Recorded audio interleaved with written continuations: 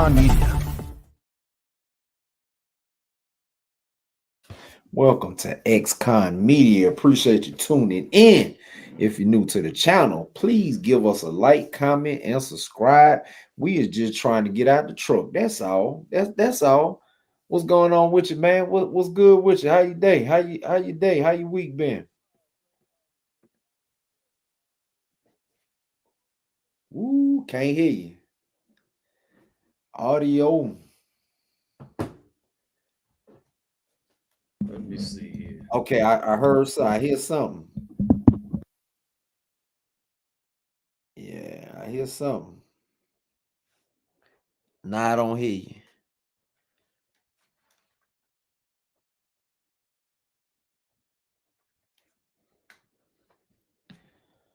I don't hear you now.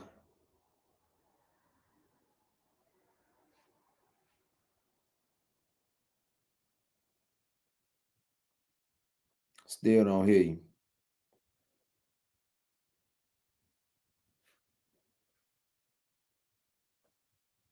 I don't hear you. Mic check, mic check. While he is getting his sound together, welcome to the channel. Appreciate you tuning in. Where every Thursday night at 8 o'clock Eastern, we try to just talk about a little news, have a little conversation about what's going on in the world around us in the United States of America and around the world. So we definitely appreciate you tuning in to the channel. What is going on with that sound? It's out of there. Woo, that sound is out of there. I don't know what you did. It had came in for a second and then it went out. Fire the audio and sound guy. Fire the audio and sound guy. Oh man, he got my man messed up over there, man. He got my man messed up over there. Mic check 1, 2. He might have to. Yeah, let me take him down right quick. He'll get back in. Let me see. Let me see. Okay, I can't hit your mic right there. Welcome to the channel. We appreciate you for coming in. Hope everybody is doing okay tonight. I definitely thank you for tuning into the station. We got 10 people live. If you are on Facebook or X, I cannot see your comments. You will have to come over to YouTube for me to be able to see your comments. Because if you have any comments, questions, or concerns, I'm going to need you to slide on over to YouTube and we will be able to see your comments from there. Today, we are going to talk about first off, we're going to start with a little bit of Charleston White. Charleston White has been in the news, and we know all of the time this dude can become viral at any given time. He don't care what he say. He don't care what he affect. The people that he affect, he just don't care. Now, I've heard him say several times that, quite a few times that he just be in character. He likes to create controversy. I'm gonna say this to people. Now, you got a lot of people that do not like this dude. They don't like what he say. They don't like what he stand for. I'm gonna give you some advice, people. Do not crash out about this guy. Do not crash out about this guy. He has told you time and time again, he will call the police on you if you mess with him. And he has every right because he is a gun-toting individual. He got every right to defend himself. So you can mess around and lose your life running up on this dude because you're worrying about what he is saying out of his mouth. Like, do not let what people say out of their mouth trick you off the street. I promise you, had I had I had I lit some of the stuff that came out of people's mouth about me, had I lit that get to me or get up under my skin, I wouldn't be here. You know what I'm saying? And anger management is real, man. Like you got to really know how to avoid situations and everything, because I made it through 16 years in prison. A lot of people can't say that. A lot of people cannot say that. You know what I'm saying? I got a friend. Oh man, my boy, he passed away. Because just because you go into prison don't mean you coming out, man. My boy passed away. I don't even think he been gone a year yet. You know what I'm saying? And I just found out about 2 months ago that he passed away from a heart attack in prison. So just because you go into prison do not necessarily mean that you will come out. And a lot of times you will not come out as the same person that you went in. You know what I'm saying? So um I just encourage people to not to crash out about something that comes out of somebody's mouth, much less Charleston White. You know what I'm saying? So I'm gonna roll a clip, and I'm gonna roll a clip that I want to show. And this is what got the internet in the uproar right now. I think this is just a little short clip. This is what Charleston White said that has the internet in a uproar. Let's take a listen. What the fuck is you talking about, nigga? Yeah, give a fuck about that, baby. All that dead ass nigga. Yeah, fuck the baby. You shouldn't say that. Fuck the baby. Now who go do something, nigga? I'm back toting gone now. Toting gone and smoking weed. Who go do something about it? I said fuck the baby. I said fuck Lil Ronnie. Now which one of you nigga go put your life on the line and come? What the fuck is you talking about, nigga? Yeah, give a fuck about that, baby. All that dead ass nigga. Yeah, fuck the baby. You shouldn't say that. Fuck the baby. Now who go?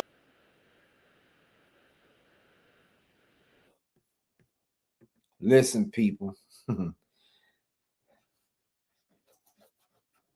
It's one thing. See, here's the thing what we got to really change in the culture. And I know some of you, hey, I know some of you clowns be ready to crash out. You know what I'm saying? About what come out of somebody's mouth. Now, some of these guys, they don't care what they say, they don't care who they hurt, they don't care about nothing. They just saying stuff. You got people that just wake up just to say stuff. You know what I'm saying? So um listen, man, that tongue is something else, and it'll trick you off the street. You know what I'm saying? It'll trick you off the street, as in you can get some time, or you can go 6 feet under, for lack of a better terminology, man. This dude,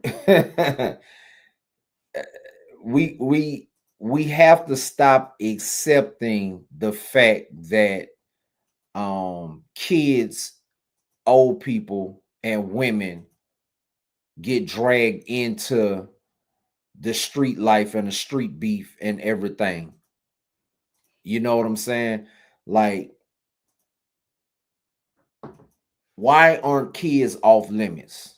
Why aren't the elderly off limits when it comes to being out here uh committing all these crimes and doing all this madness out here, man? Why is it?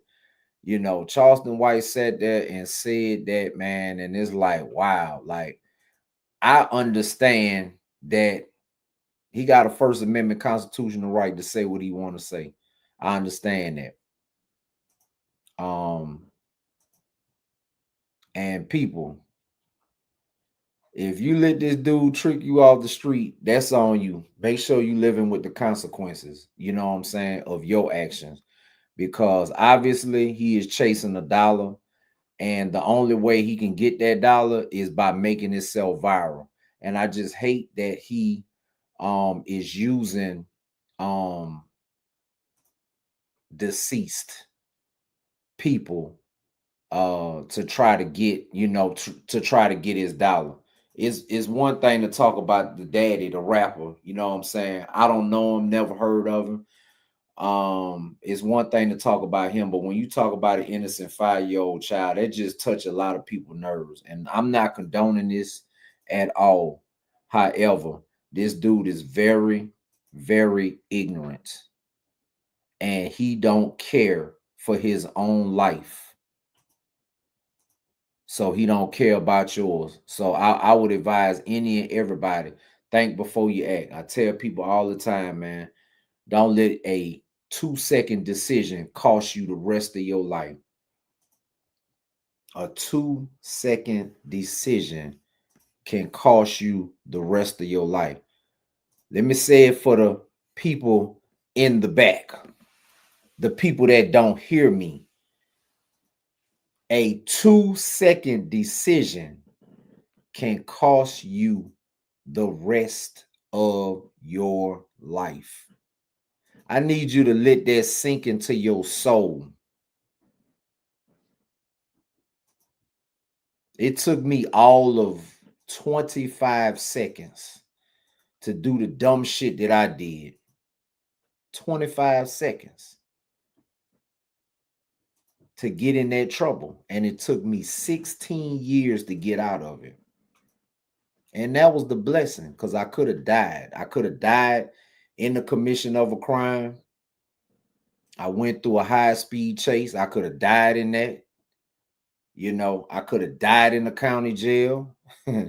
You know what I'm saying? I could have died at diagnosis. I could have died at any one of the state prisons. I've been North Georgia, Central Georgia, and South Georgia. I've been all over the state of Georgia in the course of 16 years, from 1998 to 2014. And at any given time, I could have lost my life behind a 25 to 30-second decision. It cost me 16 years, and I'm still paying to this day. You know what I'm saying? I'm still paying to this day. Once I got out, I was facing issues with getting certain jobs. Certain employers will see the background and wouldn't hire me. You know what I'm saying?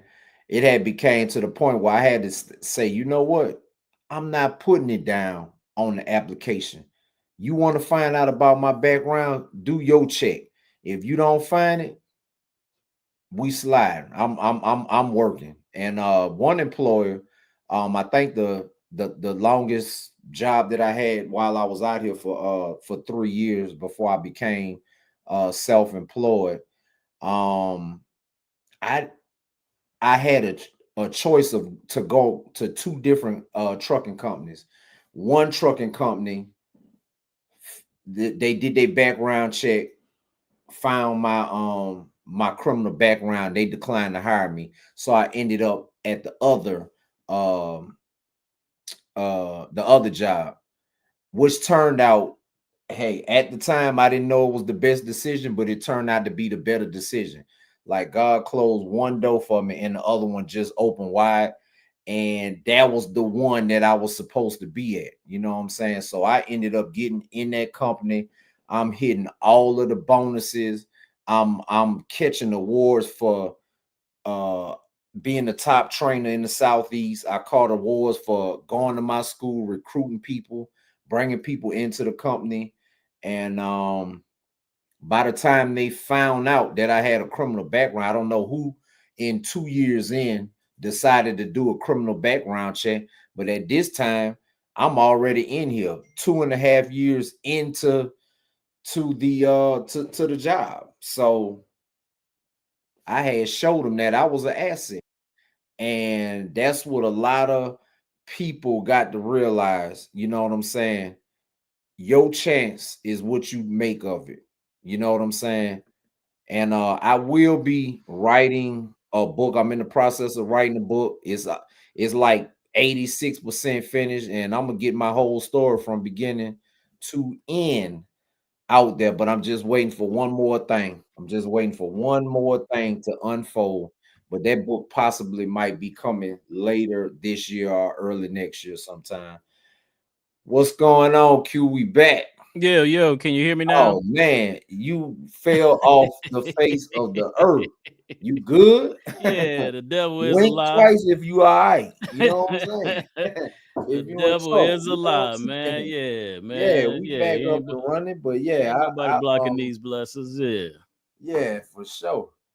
Yeah, man. So yeah, I was just talking about old Charleston White, man, and what he had said. I don't know if you heard what he had said, but uh I could run the video again for the people that just came in, you know what I'm saying? Yeah, let's run that back because I kind of missed what's going on, but Yeah, it's been popping hard on social media for sure.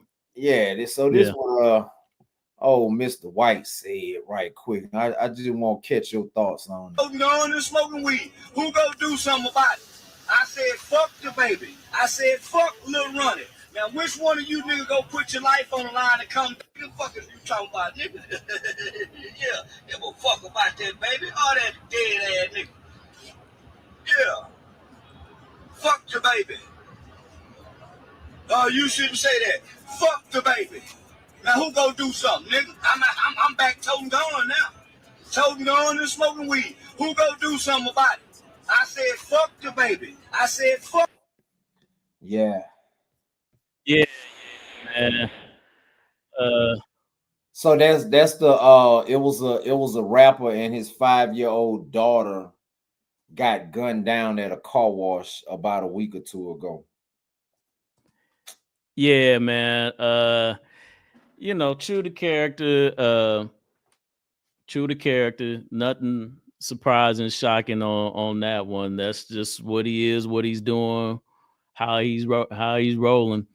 Obviously, on a human level, the most disrespectful thing that you could say to uh regarding the instance and regarding the man and his family and his loved ones. Prayers up for those individuals and the grief I'm sure that they're experiencing with the loss of their loved ones. But yeah, man, I mean, nothing surprising here. That's he said he stood on it. I think on our last show, or was that the show before last, we ran that clip where he said that he intentionally comes to be the bad guy. That is, that is how he's gotten the views up. He's getting packing out all the shows, how he's putting his mama in the house and everybody got cars and this and that and the third. So, that's just what he's on, man. But definitely wouldn't be something I would be out here doing, man. And karma's a bitch, man. So like I said, he better keep that gun close. That's all I feel about it. Yeah, yeah. Because I mean, obviously, see, if he get busted, it's on him because a lot of people ain't caught it, but he just self-snitched on himself. Yeah, All yeah. right. You might can have a gun, like Uh, like weed is legal and a gun is legal, but together they're illegal. You know what yeah, I'm saying? no doubt. So when you do your 4473 and all that and try to get a gun, you got to answer to whether or not you smoke drugs. That's what Yeah, Joe Biden's son went down for. He yeah, wasn't a yeah, convicted felon. He just they can prove that he was a dope smoker and he had a gun and they put them together. yeah, You know what I'm yeah. saying? So a lot of people don't understand that. So he really just put the feds on himself. You know what I'm saying? A lot of times people will Mhm. shoot themselves in the foot. You ain't got to do nothing to them. What you think about these people that be ready to crash out about what Charleston White talking about? Yeah, it's too many folks out there, man. I mean, it's too many of them to name, man. And I like I said, that's how he chooses to live his life and how he chooses to create the name and the reputation for himself. Uh, and he don't give a damn. Like I believe him true to what he says. He does not give a damn about what anybody thinks about it. It is who he is, what he's been, what he's gonna be. He is playing that role on the internet, and like I said, we'll see, man. But we'll see how this all plays out. But what I wanted to ask you was, what actually happened to that charge? Because I still haven't gotten the story on that one. That Far as I know, he the case was dismissed. I don't know. don't know. Far as I know, Still ain't Charleston no White, real talk detail. about the Yeah, case he just caught or had. yeah, that case that we were talking about on the show. Yeah, what? Yeah, Yeah, far as I know, it's been dismissed. it's been dismissed. Yeah, that's why Okay, he's saying he's back to toting pistols and stuff. You know what I'm saying? gotcha. So Gotcha. he ready, he listened, he ready to crash out about it. And that man said he'll call the police on you. I believe him. I don't know why people be ready to die by this dude. You know what I'm saying? I'm staying out your way, you know what I'm saying? Yeah. But you run up on me, you know what I'm saying? Hey, you got to play self-defense, man. Yeah, People got to stop getting off offense, man. I was just telling them why you was down, man. mm-hmm. A couple of seconds of decision can cost you the rest of your life, or take a lot of time out of your life. You know what I'm saying? For And sure. so my stupid mistake cost me. I think it was roughly about 25, 30 seconds or something like that, and it cost 16 years. 16 years. Yeah. Yeah, Man. Yeah, into the that's all it takes. Yeah. 14 years of the new millennium, I was incarcerated. I had to bring in the new millennium at D. Ray James State Prison in Folkestone, Georgia. You know what I'm saying? Yeah. Hey, I don't want people going down that road, man. It wasn't no fun. You know what I'm saying? And like I said too, just because you go in, don't necessarily guarantee that you're gonna make it out. That's you right. might go in. That's not how you want to die. You don't want to die in prison. That's you got right. people ready to wake up. I'm talking about people that ain't going home, and it's the young life sentences. Gotcha. It's them cats that's fresh in there. You know what I'm saying? They waking up to see who they can make life a living hell. You know what I'm saying? And people out here that ain't never been in there don't understand that. You know what I'm saying? Yeah. Let me ask you another question as far as your time, man. And, I don't know how old Charleston White is, but, as far as doing time, man, you think it's better to do it on the front end, like when you in your 20s or 30s, if you're going to do a long bid? Or, I mean, I guess almost I'm answering that question. Or is it better, or does it even matter? Because I would think, man, the older you get, the less you would want to catch a case, Oh, Yeah. goodness. Let me tell you something, man. None of it is good. You know what I'm saying? However, you go in when you young, you lose a lot of your life. You know what I'm saying?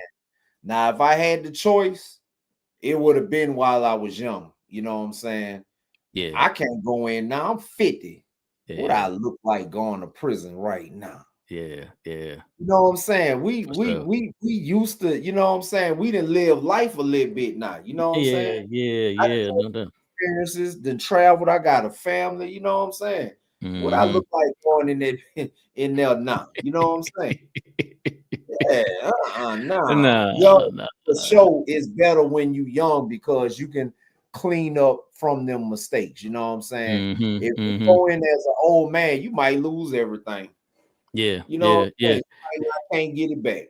Yeah, that's what I was thinking. You don't have that time to rebuild what you lost either. You have, just the law, numbers. You have less time to rebuild your life. So I definitely think the younger. So again, I would it's bad losing your freedom and going in there and you haven't experienced life. That's bad too. You know what I'm saying? You can give up I gave all my youth to prison. You know what I'm saying? Yeah. So well, I feel you. Like you said, it's all bad either way. But definitely being older, man, seems just a tad bit worse than going in and getting it on out the way. If you're gonna do it, get it done while you're younger. Yeah, man. So what else did I miss, bro? Man, like I said, that's what I was talking about. I'm just giving people a little bit of life experience. Just talking about Charleston White. I ain't talking about nothing else, but what you got another topic? What's the next Oh topic? well, last time I was talking about the stock market is something. One of the things, I know you're on this mission to get out the truck, and I want to suggest to everybody, who might be in the truck right now. We talked about the stock market. We talked about, Or any job your, for that matter. yeah, man. We talked about your 401ks, man. That, contributed into those, putting that money in while you're driving to make sure that when you leave, finally exit, you at least have something, something substantial in there. But a part of that, man, is really understanding what's going on in your 401k accounts, retirement accounts, and understanding the stock market in general. So here recently, with the announcement of Trump's tariffs and stuff like that, the stock market has been crashing, has been pulling back quite a bit. And for a lot of people, it's been, kind of a scary moment to deal with because they're seeing their accounts draw down, pull back. In a lot of cases, they might be, negative on certain investments, depending on stocks that they invested in, depending on what price they got in on. But the thing that, what we were talking about last time is that when you really starting to understand the stock market, you can understand that you can make money on the way down. So you can, cover those losses. And in some cases, you can make more money on the way down than you can while this correction is being made.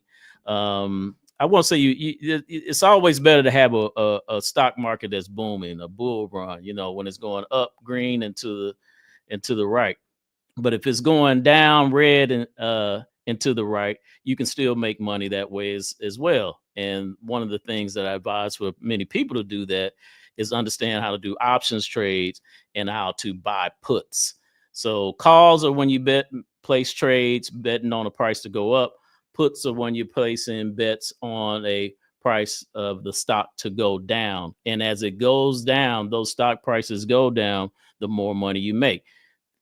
Example would be for a company that many people were aware of is Target. Target was having some problems. It has been having some problems for some time now, for a variety of reasons. Black folks have been boycotting. The Walmart is taking share. With these inflationary prices going on, things cost more. A lot of people who were shopping at, as they used to call it, Target, are starting to shop more at Walmart. So as Walmart stock was going up, Target stock was coming down.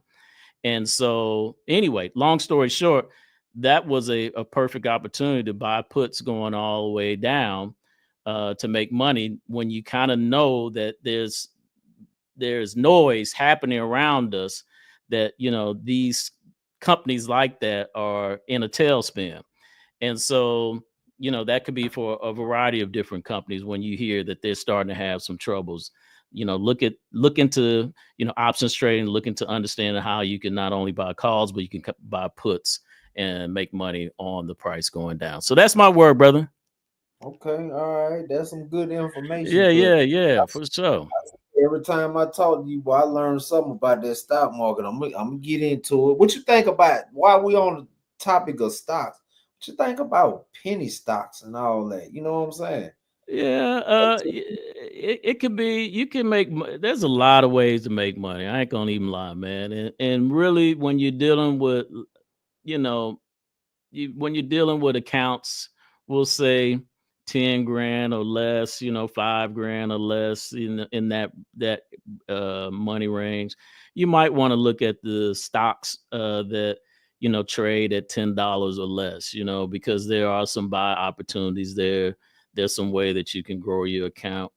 Um, Obviously there's some stocks that are way overpriced, even for me and a lot of what they would call retail investors, that you just doesn't make sense for you to touch or get involved in. But yeah, man, I don't have any problems. Just do your research, man, and play and pay a close attention to daily stock trading volume, and you'll figure out ways to make money. But also there's some content creators that I would suggest that you follow and really try to game up, absorbing as much free content as you can. I love YouTube as a source for free content.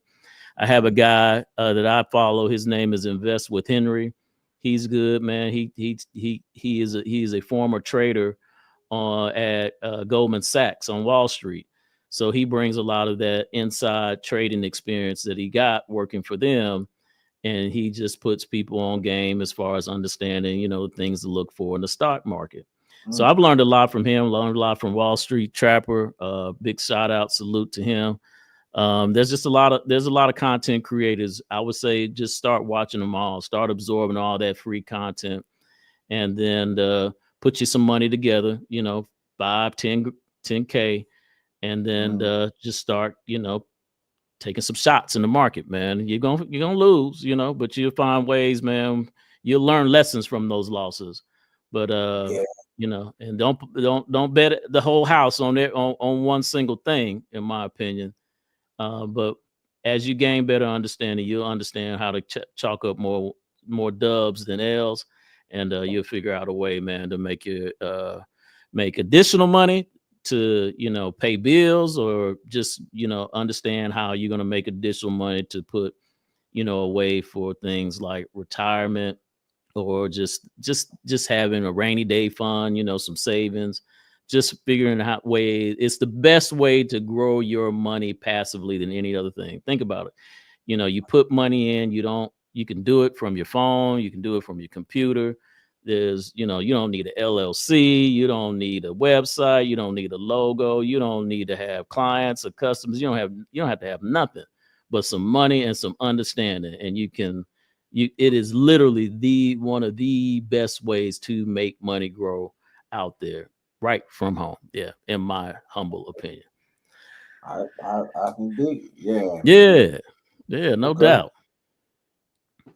Yes, indeed. Yeah, because I mean, with the uncertainty of the economy, people got to really understand. And the biggest takeaway from prison that I can say that I had was the fact that you have to get comfortable with being uncomfortable. Mm-hmm. A lot of stuff is not going like people thought it would under this administration, but a lot of people losing their jobs and everything. Listen, pick up the pieces and do something else with your life, because you falling apart is not gonna help nothing. You pouting about what's going on in that White House, it ain't gonna help nothing. You know what I'm saying? And from prison life that anything can change at any given time on Yeah. any day. You know what I'm saying? And it's just like if Harris would have made it in the office, it'd be a different set of stuff to be worrying about. You know what I'm saying? It'd be a different set of stuff to be worrying about. A whole nother demographic of people would have to be making adjustments. I mean, it is what it is. You know what I'm saying? So, what's going on in the White House should very much push you to become a business owner and a boss. You know what I'm saying? And just figure some stuff out the way you ain't got to worry about what's going on. Okay, somebody come in there and do something you don't like. You know what I'm saying? Because long as you have a boss, you're going to have to answer to somebody. I mean, I heard Dame Dash say some stuff a couple years ago. I was like, dang, boy, he right. You know what I'm saying? He was right, man, Yeah. So I just encourage people to, hey, feel how you feel, but don't fall apart, man. You got to pick up the pieces and do something else. Hey, the stock market might be one of those options for you to take to try to change your life. You know what I'm saying? Yeah, man, that's real facts, man. You really talking that, because there are people, man, who go through some of the most horrific things in life. That's a lot what my channel's about, from setbacks to success, man. I mean, there's people who, just experience some unbelievable tragedies in life, man. Incarceration being one of them. But even through incarceration, people like yourself, man, who've done some of the longer bids. I mean, you and in a lot of ways, man, you counted out, written off, forgotten about, and you come back, man, and you just realize in a lot of ways you starting from scratch. You'd be fortunate if you got some support out there. But even with not having any support, man, there are people, man, who figure out a way, man, to get their lives back, man, and succeed. So there's no excuses, man. There's no excuses for anyone. And in a lot of these cases, man, unfortunately, man, people are just being hit with the shock of it all, because they thought that they were going to just be able to ride things out in a very comfortable fashion. And a lot of there's in some cases, man, there's a lot of complacency and laziness that can develop. And I'm not trying to be condescending on people, who have, cushiony jobs. They work 9 to 5. They don't really do much of anything at work, making 6-figure salaries. There are people out there who, had these type of jobs, and, they were just very comfortable in a lot of regards. But that's not how, entrepreneurs have to live. That's not how people who are formerly incarcerated, who are really trying to get their lives back, they're out here grinding. Like for me, man, I literally spend, 12, and that's how I had to do in trucking. I mean, we're working, driving, we're doing 14-hour shifts most days, 5 hours, 5 days a week, 70-hour work weeks. I mean, you have to learn how to love to work, and work long hours and be consistent in working in those long hours as well. So, and then being an entrepreneur, you got to be able to see opportunities where there ain't none. You got to be able to create some shit where they don't know shit really exists. And that's what that's the drive and the hustle that a lot of us who are coming back from nothing and having lost everything, that's just what we insert in our DNA. That's our blueprint from getting back. We're gonna literally outwork everybody that we know, and to get back on track. So that's my bad for going all in like that, but yeah, man, that's good. yeah. The truth, man, because that what people don't understand. That's what a lot of employers that pass up on, and I get it. I understand a lot of everybody that go into prison and come out don't be the same way.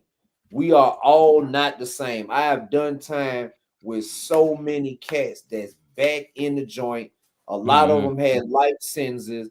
One of them was on first 48. You know what I'm saying? Like, some people don't want it. And again, the last thing that I heard, Pamela Wiggins, I'm looking for you, because I'm gonna thank you one day for what you said. The last thing that I heard and stuck with me is she said, and it wasn't to me, it was to the class, because she was having to send people back to prison. Like, they didn't want to be in the halfway house. They was coming in, getting on dope, doing all kind of stuff when they get let out.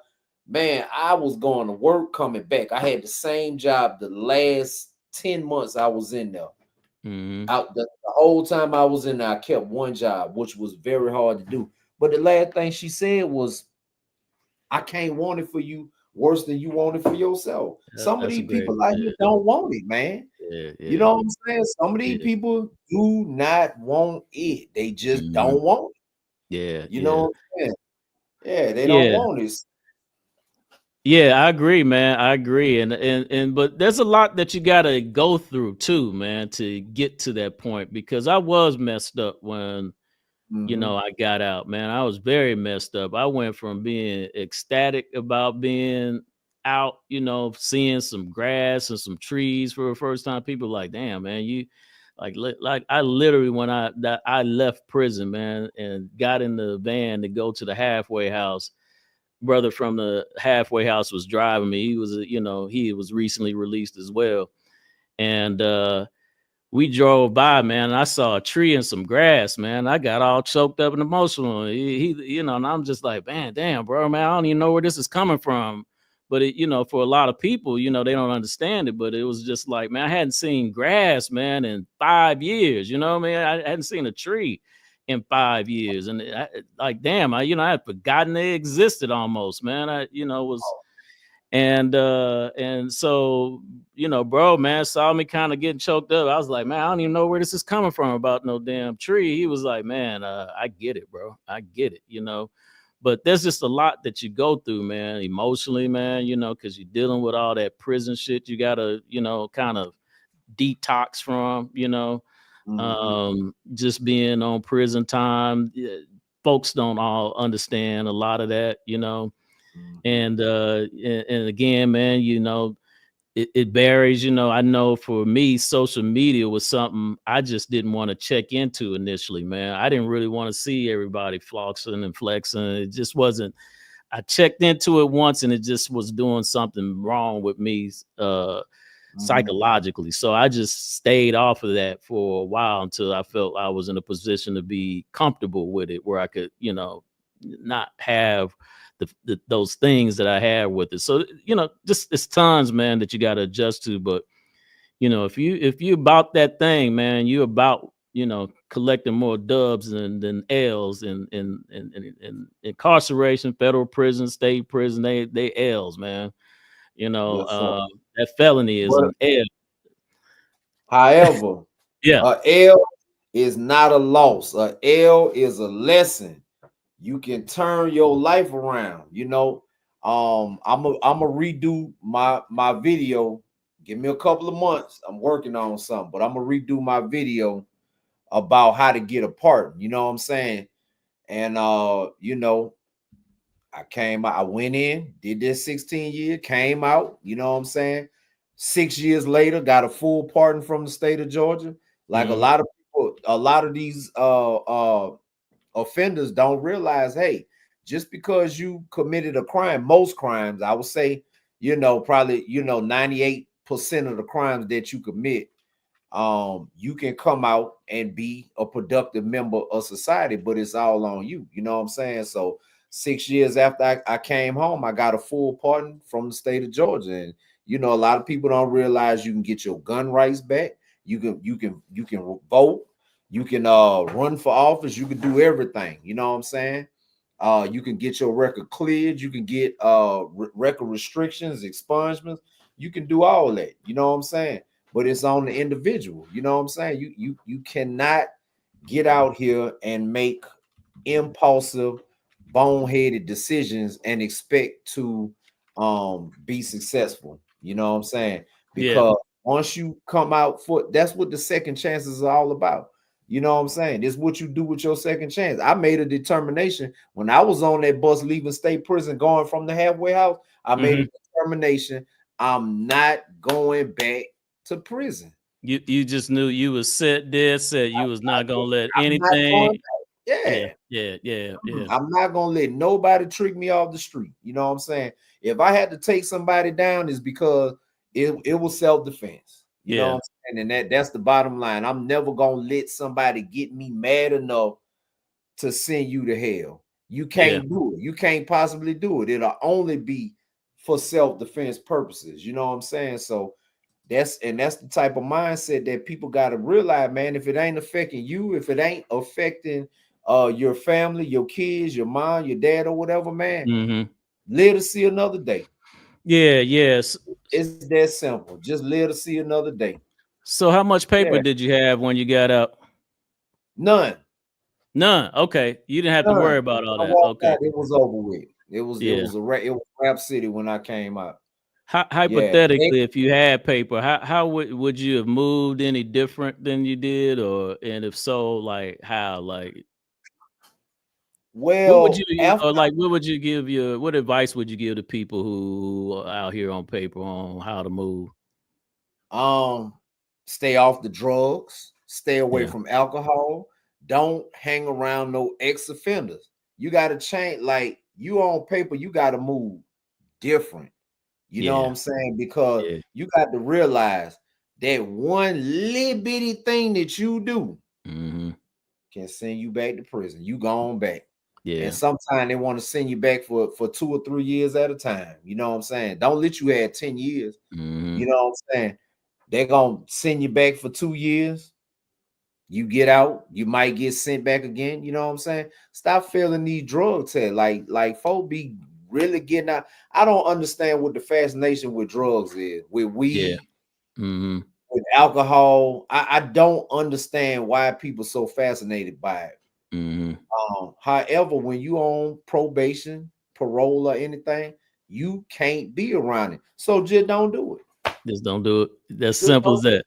It's Don't. just as simple as that. I mean, Yeah. you got stay free or take your ass back to jail. You got two choices: stay free or get caught and take your ass back in there. And again, like I said, just because you get booked in, don't mean you make it out.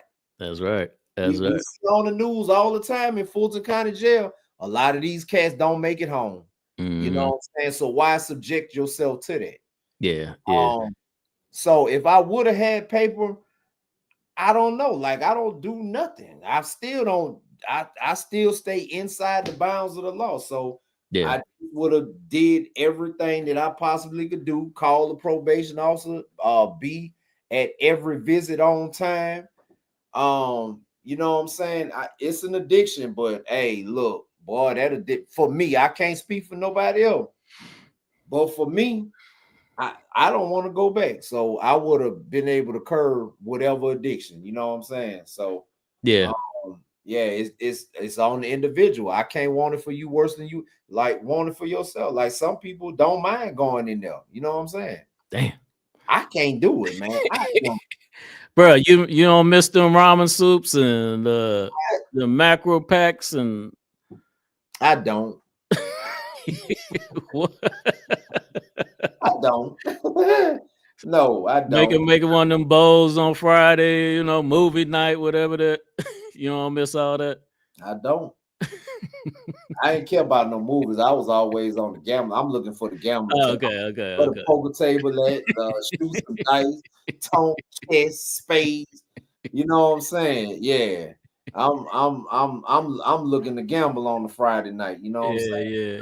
I don't miss none of that, man. You know, the 5 years I was in federal prison, we didn't see not one rated R movie. You know, when they play movies, man, they all like PG-13, PG. We was, you know, they even have you in there watching, you know, cartoons. You know, man.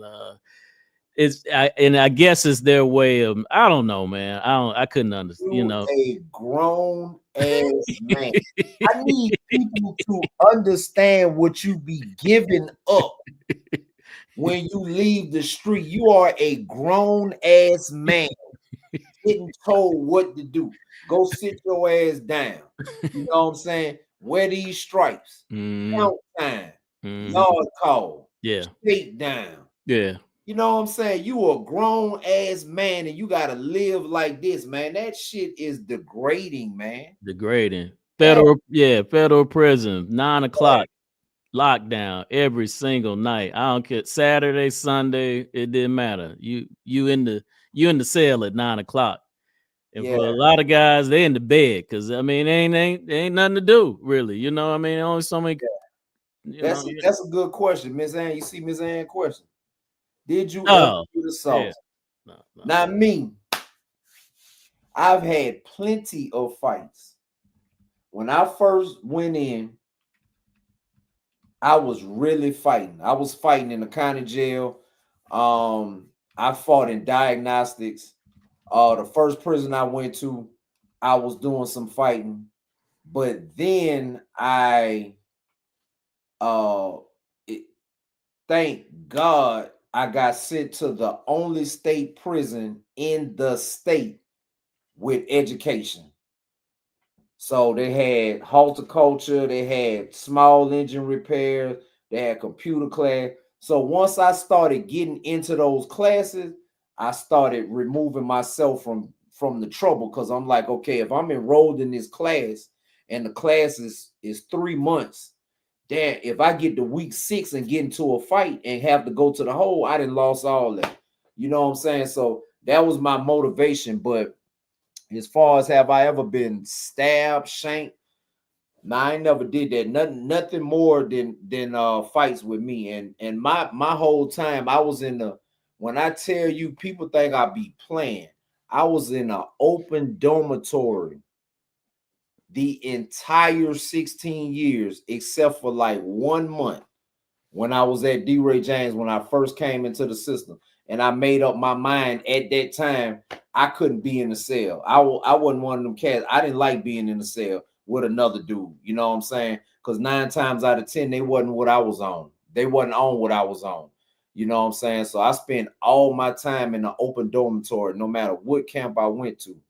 So it was, I just had to pass the time by gambling and sports and all this stuff and education, law library, things of that nature. But yeah, nah, I never faced an assault. You know, I could fight. You know what I'm saying? I could fight a little bit. I lost some though. I ain't gonna lie. I lost some. Matter of fact, the last fight I had, I think I was like, oh man, that was probably like year on 16. That probably was like year 13 or something like that, 12 or 13, man. And I was much older than this dude, and I lost that fight. I didn't do it the way I wanted to do it. So to me, it was a loss, you know what I'm saying? And I took that L, and that was my last fight, man. You know what I'm saying? I'm like, damn, I'm getting too old for this. Because at that time, I was like 35. I'm like, I'm too old to be fighting. You know what I'm saying? But I don't even know what we was fighting about, man. The crazy part about it, man. You know what I'm saying? But yeah. Yeah, on my end, to answer that question as well, I didn't have any problems, man. The prison that I went to, it was a meeting. One thing, I'm sorry. Yeah, go ahead. Yeah, okay, my bad. I interrupted. Yeah, go ahead. But my boy Chris Mora just came in here, and when I tell you, he can validate everything that I'm saying. You know what I'm saying? Because we started off together. You know what I'm saying? We started off together in the county jail. So this the beginning. You know what I'm saying? We got on the bus and went to diagnosis together. I went down south to one prison, he went the other way, and prison number 3 or 4, boom, we back in the same prison together. You know what I'm saying? Yeah. So yeah, like he know what time it is. Yeah, he know what time it is. Yeah, he rolled it, and he got out probably about 7 or 8 years before I did. But guess what? And he ain't talked to nobody else. He kept it real with me the entire time. He always know where I was. I always know how to get in touch with him. You know what I'm saying? If I needed something, he'll send it in there. You know what I'm saying? Gotcha. So, but yeah, he know. Yeah, he know. Okay. Yeah. My bad. I didn't mean to interrupt you. I just saw it in the comments too. Yeah. He said, "Bro, you forget some details here. You wasn't just gambling." Yeah. Oh well, yeah. He said pharmacy. Yeah, we had a little something going on in there. Yeah, I ain't gonna lie. I was still. Yeah, I was. Yeah. I was selling some phones and little we were doing some stuff. Yeah. No, I didn't have no issues in prison. Fortunately, I was truly blessed, man. It was a medium. It was the one step above the pens. But the thing about this medium was a lot of guys who had spent time in pens wanted to be there because they didn't have to worry about the things that they had to worry about in the pen. They didn't have to worry about going, into the shower with their boots on, because you just never know when something's about to jump off. They ain't have to worry about, carrying them tools, around with them, because it just wasn't that type of yard. Similar to kind of like what you're saying, there's a lot of educational program, a lot of programming going on, a lot of rec, football leagues, basketball leagues. You got people, they running gambling tables. You got people running stores. We got a factory, people making money. They out at the factory working all day. You got people, we had the old school iron, like you would, one of them California level workout yards, man, with all them old school, steel weights out there, man. And a lot of quite a bit of people love, that's how they enjoyed spending their time, was on, on the weight pile. So So when things got out of order on the yard, then it's the likelihood that the COs and the prison officials were going to shut down the yard and lock down everybody. Nobody wanted that because they had a lot of freedom, that people able to make money in a lot of different ways. So long story short, it's just a lot of order, and there was a lot of older guys there. The young guys didn't run the yard. They came in on some dumb stuff. There was somebody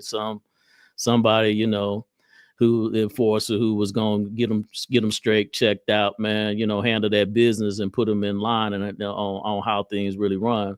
And if the only other reason you would have a problem if you was a sex offender, or as if you was a member, particularly the Mexicans, if you was a member of one of the gang, you was not a member of one of the gangs that were on the yard, because they're gonna tell you immediately, you gotta tell them folks you need to check in. If you decide you ain't gonna check in, then they gonna stab you up and send you out that yard. But yeah, but I didn't see a lot of violence, period, while I was there. I did see some events, man, that we could talk about that maybe on one of our next episode, because when it did jump, it jumped hard. Yeah, it did. Yeah, it was some episode. I ain't say. Listen, you gotta highlight this one. I have not been assaulted. However, I've seen some assaults in there. Yeah, I've seen some blood in there. I've seen some assaults in there. So yeah, it is very dangerous. And for the most part, I was at I was at a couple of crazy camps, but for the most part, it was mostly minimum security camps where we go out on detail. You know what I'm saying? Yeah. So I didn't really, once I stopped, and I was on the BS when I first came in. Mm-hmm. But once I started getting that education, then once I got to my second prison, I was working on my case a lot, like doing a lot of law library stuff, and in there watching Black history and doing this and doing that. You know what I'm saying? By the time I got to the third camp where Chris was at, oh man, it was like you was free, bro. Like we was outside. Boy, Chris, let me tell you something. Chris had the detail officer in his hand. And whenever you want to come up here and talk about it, Chris, you welcome to come in now. I will send you the link and you can get your face right on up here and tell your own story. But that was the man. Because when I rolled in the camp, he was always there. You know what I'm saying? Yeah. He was set up and he had the people in his hand and eating out his hand. And man, we did whatever we wanted to do. Yeah. You know what I'm saying? Like all the alcohol, all the weed. Yeah. You know what I'm saying? Phones hadn't hit at that time. But if there would have been phones, we would have had them. You know, would have been on that as well. Yeah. Oh yeah. You know, the women can pull up on the detail and everything. Yeah, we had it like that. Yeah. That is a true story. Yeah. Thank you, Chris. Yeah. He tried to put it all on me. Chris was the motherfucking man in that bitch, bro. Like for real, don't let him fool you. Chris was the man, man. Yeah, Chris was the man in that. You know what I'm saying? Yeah, man. He said, "Don't let him fool you." All right. He the one that got me set up in there. You know what I'm saying? Like, he was already running the camp when I got there. You know what I'm saying? So, yeah, don't let him fool you. Yeah. Hey, Chris, what's up, man? Were you getting on, man? Defend yourself. What we doing? Let's talk about it. Yeah, let me see if he want to get it, because I got time today, Chris. You playing? Yeah, I got time today, son. Hit that link finna hit your phone. All you gotta do is click it. Yeah. That link just hit your phone. All you gotta do is click it. Yeah.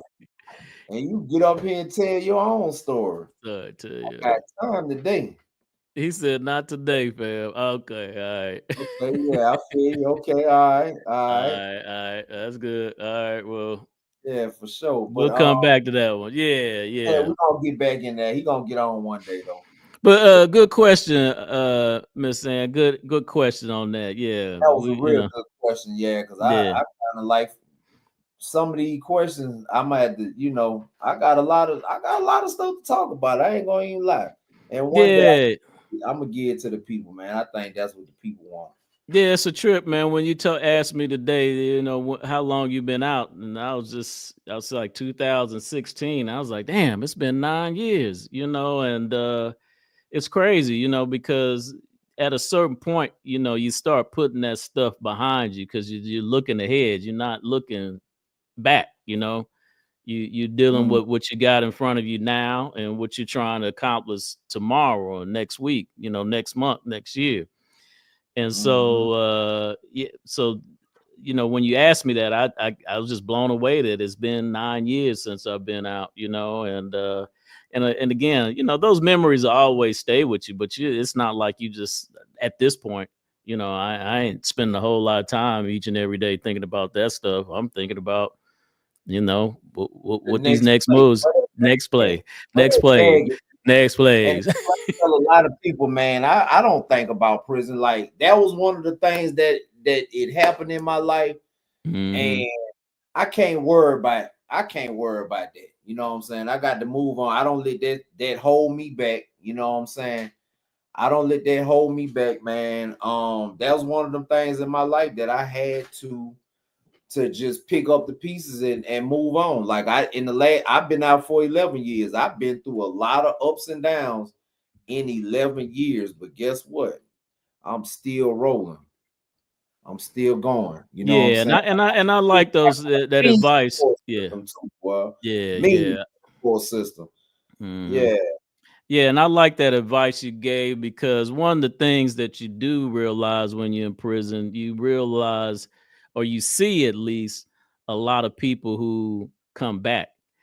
And that's always a trip, man. You know, because you know, there's a lot for a lot of people when you see they finally get their day comes, and you know you've been partners with them for for you know however many years y'all been in there together, and you finally see them make that move, man, and get out. You know, you be happy for them. You know, be a lot of party. You know, little, you know, making up, cooking up them bowls. You know, you send them out the right way, man, and it do, you know, it gets disappointed, man, when you see, you know, 3 months, 6 months, not even a year down the road, man, you know, homeboy pulling up, you know, looking all skinny and, you know, it's like, damn, bro, you know, like that quick, like, you know, you just, it just all, but, you know, so yeah, man. So you know, some people will tell you your stories, and you know, that's kind of what I got from a lot of the folks that I would talk to when if they ever felt comfortable sharing their stories, I would figure out how they went wrong, you know, and that was like in intel, that was data for me to, you know, insert like, okay, well, that's what they did. They, you know, they was, you know, kept it real enough with me to give me some game, you know, about, you know, how they slipped up,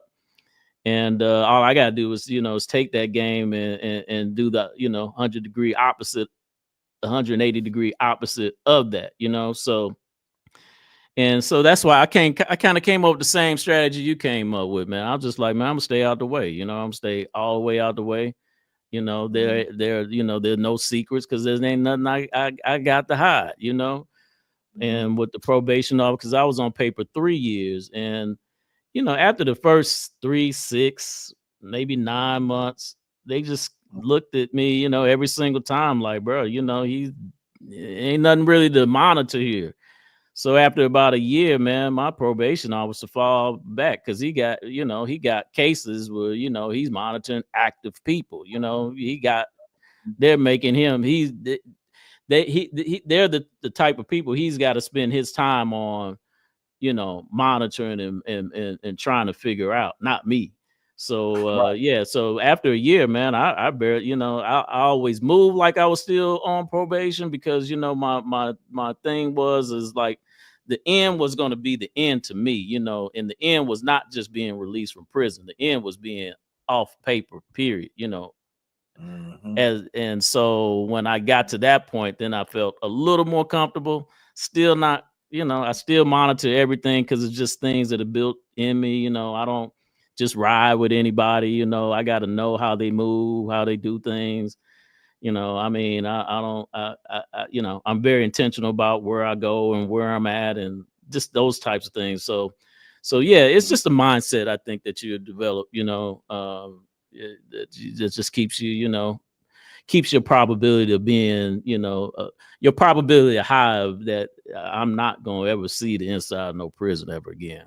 Yeah. That facts, man. Like, hey, some for the ones that you good with going in and out of that thing. Hey, that's you. I'm not gonna tell you what to do with your life. I can't do it though. Yeah, no. Yeah. No. Yeah. I can't No. do it, man. But yeah, man, what we got, man? You got anything else you want to bring up? We had this. I got a few things, but I mean, we just kind of freestyling right now. But that's cool. I mean, I'm not in a rush, man. Tomorrow is Friday. I'm gonna go to work, get back to the house, and that's it. Start my weekend up, man. Okay, I know we're an hour in, but I don't know. I'm gonna run this real quick just for anybody who hadn't seen it. It might not be of interest to everybody because this person, she is the former United States pardon attorney. This person is responsible. She was responsible under the Biden administration for handing out pardons for people who have done time in federal prison. And so her role was kind of like how Kim Kardashian advocated for what's her name, Marie Alice Johnson, how she she found a person who had been over sentenced 45 years, had already done 22 for a minor offense. This person needs to be pardoned. This person needs some clemency. They need to be out of prison. So this is a job that this woman, her name is Liz Oyer, who were pardon worthy. And she was fired here recently because she said she refused Mel Gibson, the actor, his restoring his gun rights. So just want to play this clip if you'd be interested in checking that out. Yeah. So when was his crime? When was it? Mel Gibson? Yeah. I think they said he had some type of domestic violence charge, and as a result of it, it's been a while ago, over 10 years, I think. But yeah.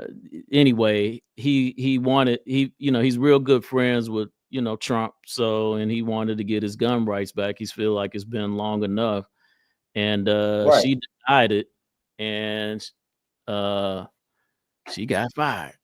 You was fired. Let's run it. Justice pardon attorney, that's the senior government lawyer in charge of evaluating and processing petitions to be pardoned, was fired. Hardly any notice. First glance, it looked like there was probably a story there, and sure enough, there was.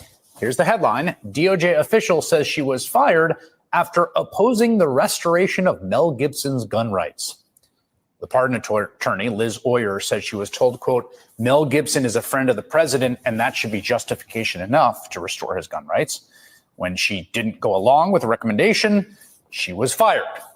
And joining me now is the former Department of Justice pardon attorney, Liz Oyer. Ms. Oyer, thank you very much for joining us. First, can I just ask you for people that have no idea what a pardon attorney is, can you just explain what your job was? Yeah, absolutely. So it is a little understood position. The job of the pardon attorney is to make recommendations to the president about granting clemency to people who are deserving of second chances. And I know that we hear about pardons in the news, and they're usually the high profile ones and the controversial ones. Those are not the cases that I work on as the pardon attorney. The job of the pardon attorney is to ensure that all of those Americans who don't have access to the White House through the front door still have the opportunity to be considered in the clemency process. So that's my job, to make sure that those deserving Americans who don't have political access, don't have connections, aren't celebrities or wealthy, can still have access to the justice that clemency can provide. And how long had you been doing that job? I had that job for nearly 3 years. It would have been 3 years in April. Now, tell me about what happened last week. When did the Mel Gibson issue first make its way to you? I was tasked a few weeks ago with joining a working group in the department that brought together multiple offices within the Department of Justice in order to launch a process to broadly begin restoring gun rights to Americans who had lost their rights to possess a firearm because of a criminal conviction. This is a project that I understood was a priority for the Attorney General, and I was told that this project was going to be centered in the Office of the Pardon Attorney, which was an entirely new workflow for us, not something that we had ever done before. And was it like just a bunch of people in a spreadsheet, or was it like, hey, here's Mel Gibson? So I was told that we were working toward establishing a process that all Americans who were prohibited from possessing a firearm would have access to. And the initial request of my office was that we identify a group of candidates who we thought would be suitable for the Attorney General to grant this relief to in connection with making an announcement of the broader program. So what I did when given that assignment is I looked to the pool of individuals who had applied for presidential pardons and who my office had vetted for consideration of a presidential pardon. We extensively vet people before recommending them to the president for a pardon, because we know that one consequence of receiving a pardon is that you're able to legally purchase a firearm. So when we vet someone for a pardon, we conduct a full background investigation of the level that would be required to gain a top secret security clearance. Was Mel Gibson one of those people that you had identified? He was not. Mel Gibson has never applied for any type of relief through my office, but we were able to identify 95 ordinary Americans who had applied for pardons, who had been waiting years to be considered for that relief, and who have been extensively vetted. All of these folks had in common a number of things, including that their underlying crimes of conviction were nonviolent offenses. They were minor offenses. They were offenses that happened many, many years ago, in all cases 20 plus years ago. And these are all individuals who had demonstrated by interviews with neighbors and employers and family members and others who know them that they have been outstanding citizens since the time of their conviction. Mel Gibson was not among those individuals who we identified. So how does Mel Gibson enter the workflow? Do you have $20,000 or more in crypto? I'm an ex-Wall Street investment banker and CFA level 3. And Yeah. Oh. Yeah. Wow. And Mel Gibson, or anybody for that matter, you know what I'm saying? And see, this is one of the things that I'm gonna bring up, that I'm about to get on the forefront with. When people serve their time and they go in there and do their time, it's time to let the days, and see a lot of people not realizing that Donald Trump going into office is very good in so many ways and on so many levels that most people would not even be able to understand. Because currently he is a convicted felon. No matter how you want to look at it, he is a convicted felon. He has 34 convictions as of right now. So he is going to look into changing all this stuff. I like what he's doing. He ain't really started doing what he's gonna do, but the fact that people do stuff, once you walk out of prison, you need to get a fresh start. You know what I'm saying? People get how do you expect society to change, that demographic of people in society to change, if you don't give them the same opportunities that everybody else got? They made a mistake. You made a mistake. Okay, so what, you did something when you was 20 years old, you 40 now. You know what I'm saying? Let people have a fresh start, a real fresh start. You know what I'm saying? So I think that I'm looking forward to it. The days when Donald Trump and DJT, Elon Musk, whoever, holler at me. I got a Yeah. lot of ideas. You know Yeah. what I'm saying? I For can sure. for sure help with that. Yeah. You know what I'm Yeah. saying? I might not can't help with Social Security and Medicaid and stuff like that. But when it comes to this criminal justice system and these laws, oh yeah, you can holler at me, but we can put together a team and all of us can head to Washington. And I could let you know exactly how to fix the problem. You know what I'm saying? Yeah, yeah, man. Well stated, well stated. You know, what's interesting about her, she's a Harvard law she's an attorney, but she graduated from Harvard with a law degree. So you can tell she's very well spoken, very articulate, probably a high level thinking individual.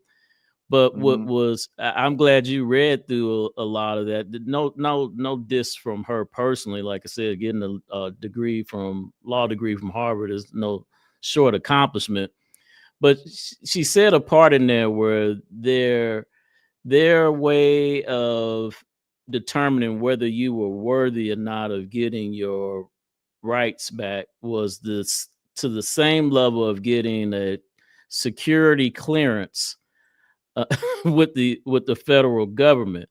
They're interviewing your neighbors, they're interviewing your spouses, your children, parents.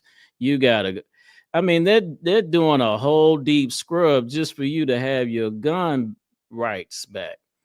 And when I heard that, I was just like, she really thinks this process makes a lot of sense.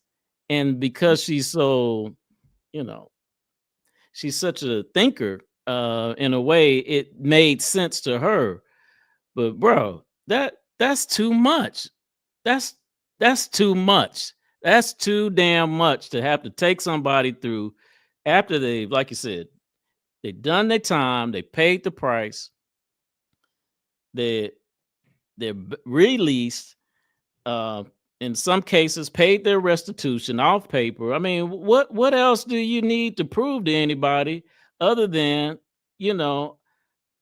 I I ain't no crash dummy. I didn't get out here and the first day I was out, go back to robbing and stealing, day one. And here's my You other have piece some to that. people that do though. Yeah, yeah. People that do. And the laws of justice are still there for them. So, That's so true. it's like, a lot of things here. Like, because one, if you get your gun rights back and you do something dumb again, guess what? Prison is still there for you, right? It's still there. You're gonna get you another charge with some more You time. still can lose. Yeah, you still can lose your rights once again. You can lose your freedom once again. You know what I'm saying? And that's what they're not realizing. What criminal says, "Oh, they say I can't have a gun, so I'm not gonna have one." It don't work like that. That's what these people gotta understand. It does not work like that. You know what I'm saying? So, once somebody gets out and serves their time, you got to give them a fresh start, because if not, they're hitting that revolving door. Yeah. They're hitting that revolving door. You know what I'm saying? And truth be told, all you got to do is look at the Constitution. All right. Now I'm gonna present this, but all you got to do is look at the Constitution. The 8th Amendment is what? Cruel and unusual punishment. Yeah. You are sentencing people to a life sentence for one conviction. You get a felony conviction at 18 years old. If you don't get that felony conviction expunged, pardoned, or anything, and it's just there, that 18-year-old, now all of a sudden he's 50 and he just had a simple crime. You know what I'm saying? No doubt. Cruel and unusual. It is unconstitutional to keep on holding people back for them convictions, especially when they better than 10 years ago. It is unconstitutional. And guess what? Y'all about to hear that again. I just gave a little bit of, but y'all gonna hear that again. I'm telling you, I'm gonna get it to the White House. It's going to the White House. I promise you. Yeah, man. I'm glad you had the best way of stating that, man. Criminals don't look to get their gun rights back. They just get a gun and do and move how they move. They Real give they criminals. gun rights Yeah. back. Yeah. That's basically what it is. They give themselves the gun rights back, and that's what it is. You know what I'm saying? Right. They So don't- yeah, so it is a completely wrong way of looking at this. I have talked to many people and people who are not even formally incarcerated, who are Second Amendment gun rights advocates, and I've talked to them to get their thoughts about, for people particularly who've been to prison, when should they get their gun rights back? Is it after they pay, they off paper, after they pay all their restitution? Is it 5 years after release? Is it 10 years after release? What is it? You know what a lot of those guys came back and said to me? They said, we think you should get it the day you released from prison. I kind of agree with that. And I said, is that for all charges, like murderers, sex offenders, bank robbers? What I mean, what are we talking about? They said everybody, because that's your constitutional right. And once you've done your time, you paid your debt to society, then you should get those back, those rights back. Now, again, if you do some more dumps, again, all this is just rinse and repeat after that in terms of the legal process, and but yeah, so I was really kind of stunned by that, that people who really believe in this issue, they believe that your gun rights should be restored, and all rights, your right to vote, your right to, I don't even, Here's the thing. If you're trusted to get out of prison, you should be trusted to have all your rights back. Yeah. That's just the bottom line. If you're not on probation, parole, or something like that, once you finish your time, you should get your rights back. There are constitutional rights. You know what I'm saying? It is constitutional rights. That means there are inalienable rights that the people that started this country gave you. Essentially it comes from God. You know what I'm saying? Yeah. So once you serve your time, it should be over. If you're not able to trust, because I'm gonna tell you, the federal government, which is a vetting process when it comes to getting your hazmat, when it comes to getting your TWIC card, like you got your TWIC card. Yeah, I got my TWIC, I got my hazmat. That's a federal clearance. So everybody can't just go in the port. You got to have a TWIC card that comes with a federal background check. I can roll down the highway with 80,000 pounds of flammable materials, corrosives, explosives. That's you know what I'm saying? I can roll down that highway with 80,000 pounds. Why you can't trust me with a handgun? That's right. If the federal government say he's not dangerous, he can roll with all these chemicals down the highway, why can I not be trusted with a handgun? That makes sense.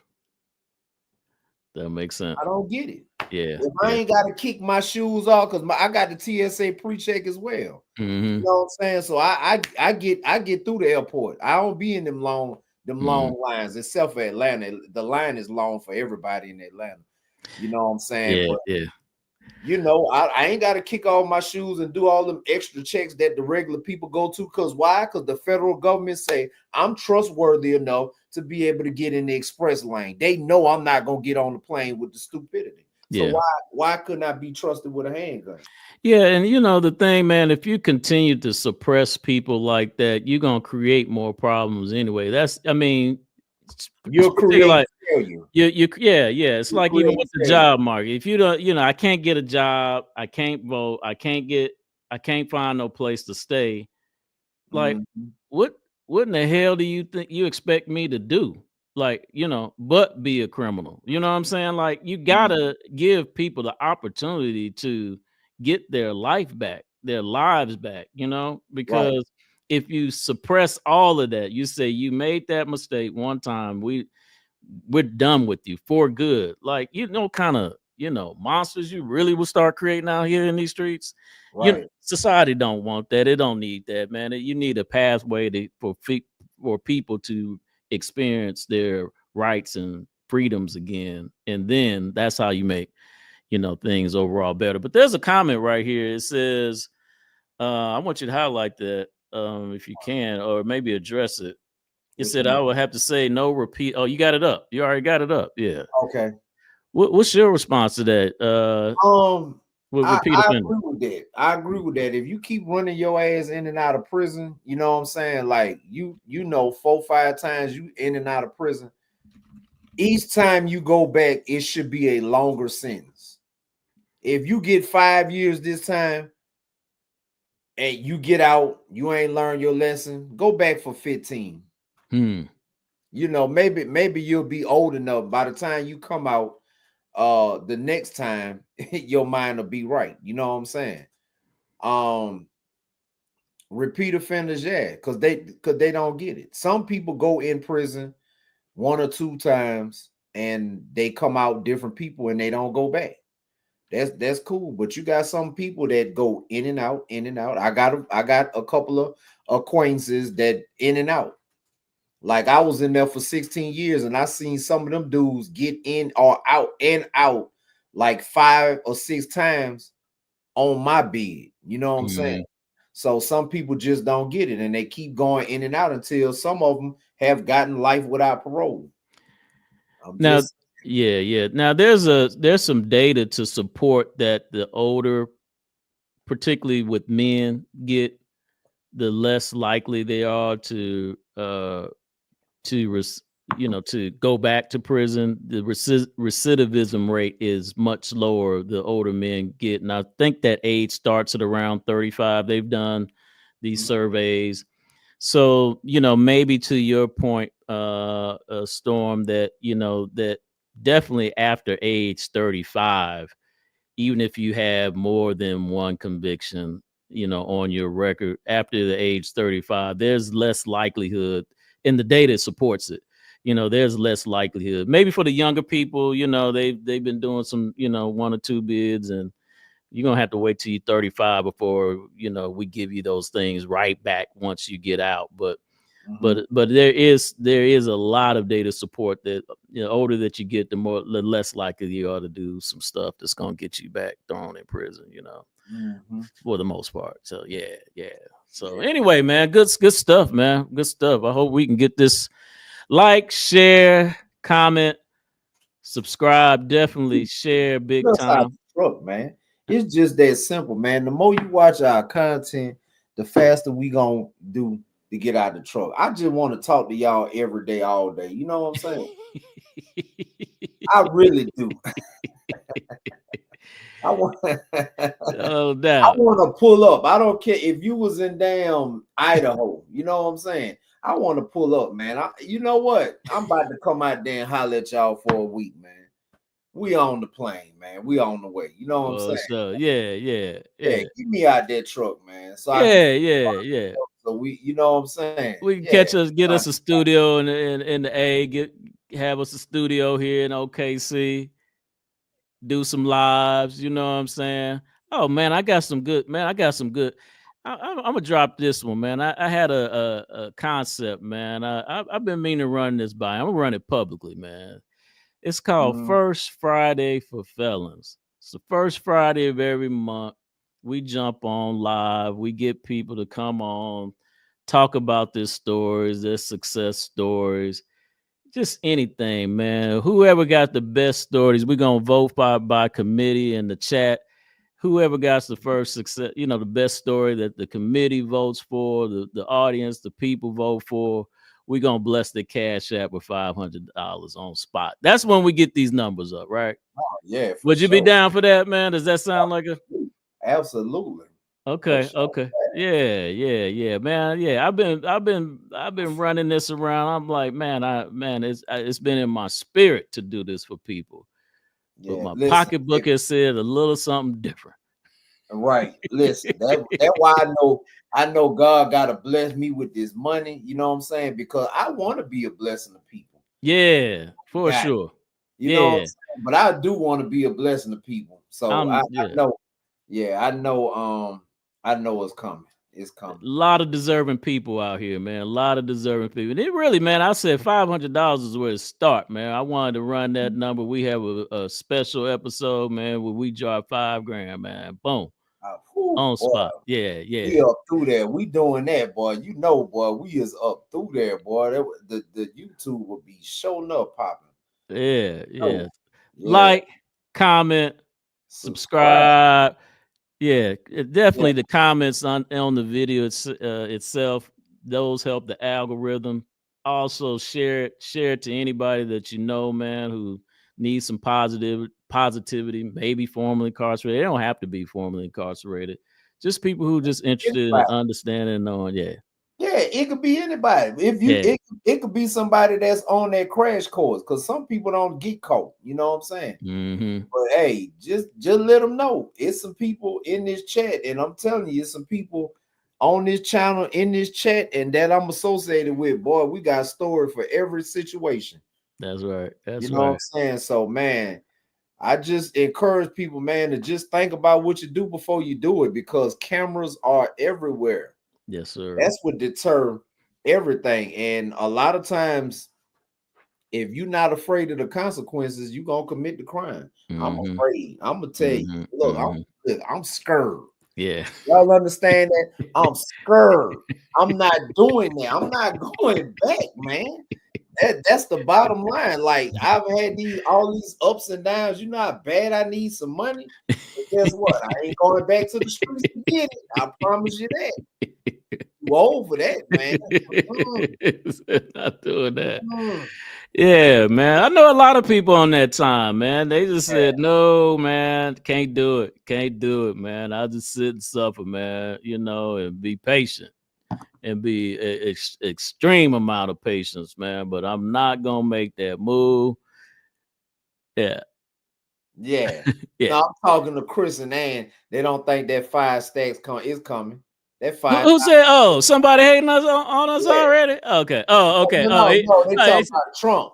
Oh, okay. Yeah, Chris has said, okay, if they get the 5 stacks, he'll donate towards what you were saying. You know, all right, that's what's up, Chris. Appreciate you, brother. Yeah, get ready to send that, Chris, because the 5 stacks coming. Believe that's what's up. Yeah, for sure. Yeah, for if sure. I got to walk to the White House from here to get it, I'm gonna make sure you get your 5 stack. Yeah, no doubt.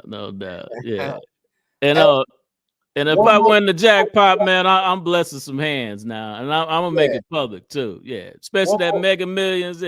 Yeah, for sure, boy. Yeah, I'm blessing some hands. Just know that. Yeah, stay locked in, because I play too. So yeah.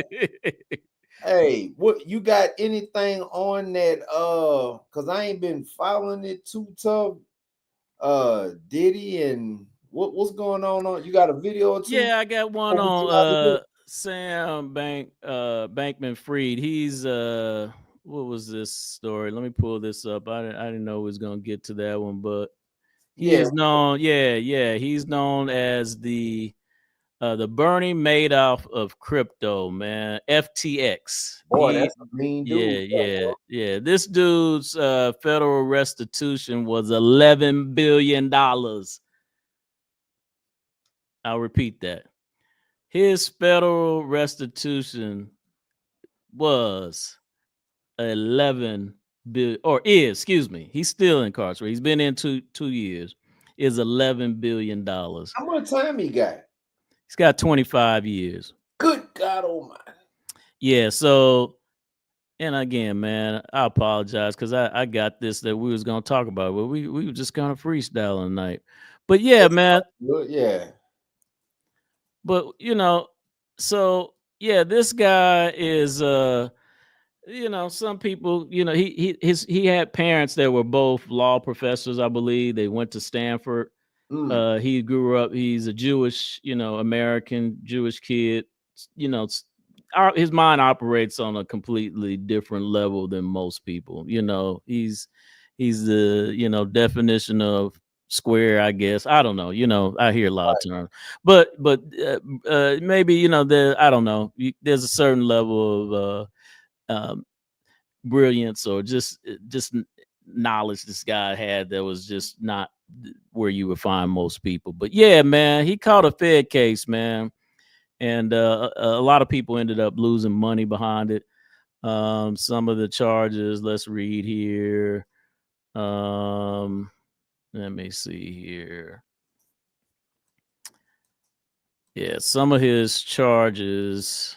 Sheesh, man, I got all messed up with that mic stuff. Yeah, let me see. Long list of them. Yeah, long list of charges, man. But some of its charges included wire fraud, commodities fraud, securities fraud, money laundering, and campaign finance laws. So yeah, man, he has one of the most notorious white crime cases in the United States of America. Only the likes of Bernie Madoff was anything. But this is him. He's actually, what's interesting about him, he's serving time in the same prison that Diddy is in. So, but let's run this little clip here.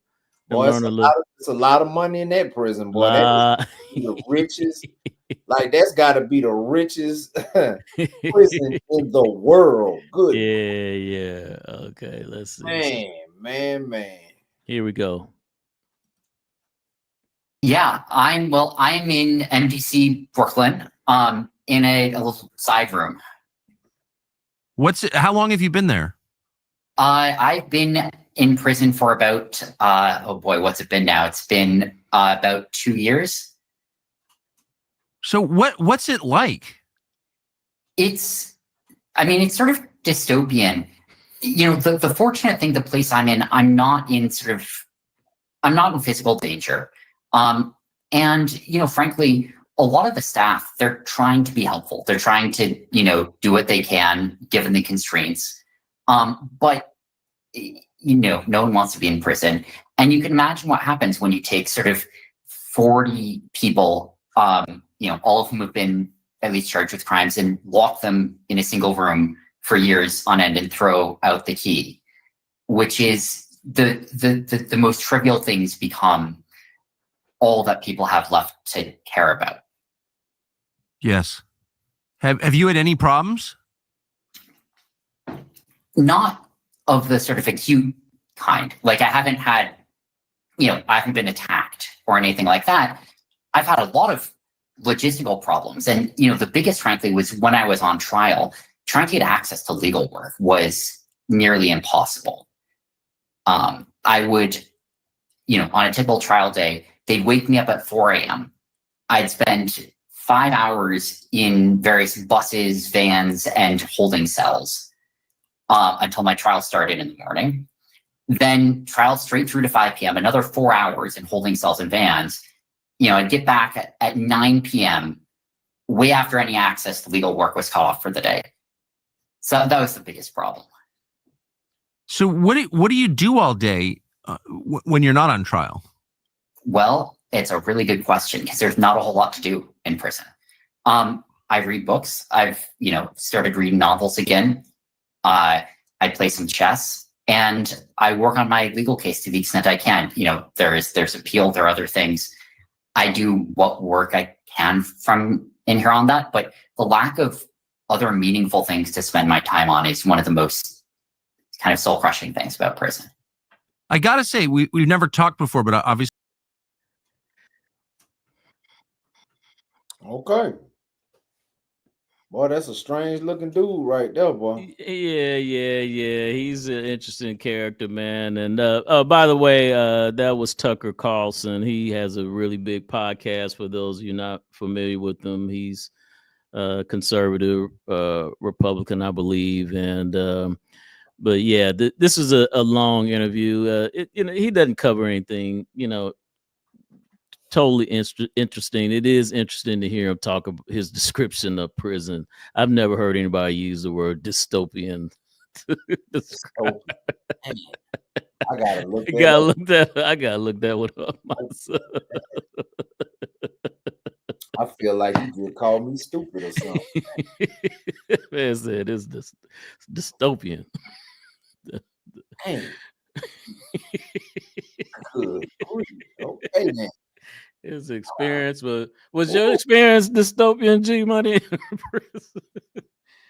Jeez, I tell you what, man, if people trusted that dude, they deserve what they got.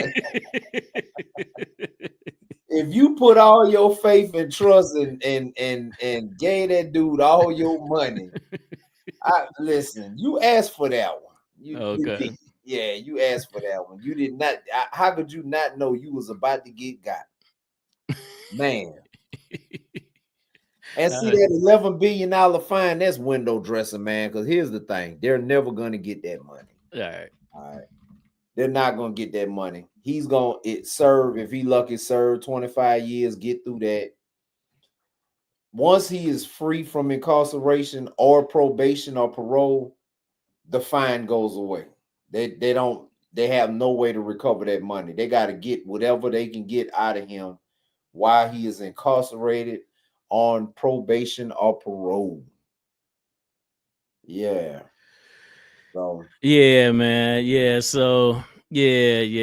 That like I said, it's but you know, that's it's interesting, man, because to be honest with you, when I went to federal prison, you know, I was thinking it was gonna be a lot of guys like Diddy and, you know, the Sam Bankman-Fried. I mean, high level, you know, with these money. I mean, you know, hundreds of millions, billions of dollar things. And to be honest with you, man, there was none of that. Where the spot I went to, yeah. Mm-hmm. I mean, it was just a lot of bros, man, who got, you know, gun charges, drug charges, a lot of gun charges, you know. I mean, a lot of gun and drug cases, brother, you know. I already know. And yeah, that's half of the stuff that if a law changes, if they change a specific law, as in, you know, you got a lot of 922G cases in there. And a lot of those guys, not all of them, but a lot of those guys was carrying a firearm for self-defense. Yeah. And they got jammed. You know what I'm saying? Like, if you're not out here committing no crime with your firearm and you are free, you should not be in federal prison for 922G. And I think in the next year or two, all of that is about to change. Really? Okay. Gotcha. Yeah. So, yeah. Anyway, bro. Yeah, man. But that definitely wanted to drop that, man. You got anything else, man? Like I said, I've been enjoying the time, man. You know. Sure. That's it for me. We can run these things 2, 3, 4 hours if you know. A Saturday or Sunday be good for me. You know what I'm saying? Hey, let's run it back, man. Let's run it back. Like I said, we got to get these numbers all the way up, man. Yeah, we coming. All we gotta do is keep pressing posts. That's right. They're gonna run up. That's right. And I appreciate you tapping in, man. Yeah, appreciate you, brother. Appreciate everybody in the chat, man. The chat was live tonight, brother. It was live tonight, man. If y'all just tuning in, man, make sure y'all follow my boy From Setbacks to Success on YouTube, doubt, man. No doubt. I appreciate it. Is in the description, man. Show the love to the channels, man, and get us out the truck, man.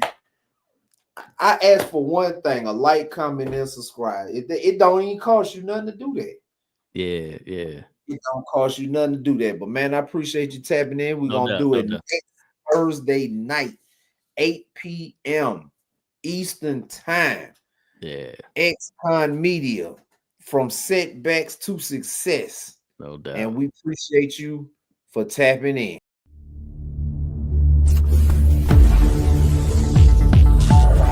Xcon Media.